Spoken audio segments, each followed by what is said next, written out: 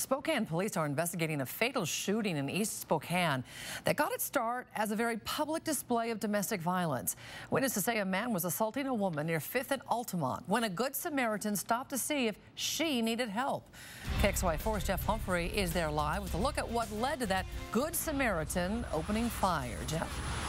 Nadine, we do not have the benefit of knowing what this Good Samaritan has told police, only that he was allowed to seek treatment for his own injuries before sitting down for another interview with major crimes detectives. Those injuries apparently coming at the hands of that man who was assaulting his woman. It happened just before 10 this morning in this East Central Spokane neighborhood. People living along 5th Avenue called 911 when they heard the shots and then a woman screaming. Call came out as a person shot. We responded. We had officers on scene within 2 minutes of the call coming out. Witnesses were giving first aid to the person that was shot. Medics got here shortly after that, transported the victim with what they felt were life-threatening injuries. The unidentified patient later died at a local hospital. Meanwhile, investigators talked with multiple witnesses who say they saw a man walking down the sidewalk physically assaulting the woman who was with him. That's when a still unidentified third party drove by in his car and stopped when he saw the assault in progress. Apparently, the Good Samaritan told the man to quit beating on the woman, and shortly after that, witnesses say 3 shots rang out.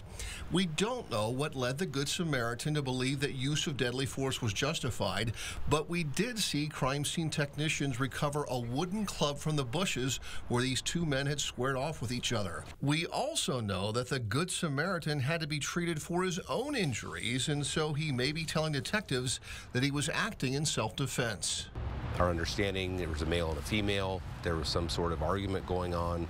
Somebody else intervened, and then the violence happened after that. Nadine, according to state law, the only way that this Good Samaritan's use of deadly force could be justified is if he felt that his life or someone else's life was in immediate and otherwise unavoidable jeopardy. Some of those circumstances may have been present here today because tonight that Good Samaritan is not under arrest. Major crimes detectives are going to finish their investigation and then forward it to the prosecutor's office. After that, it'll up to be our prosecutor, Larry Haskell, to decide if any charges will be filed in this incident.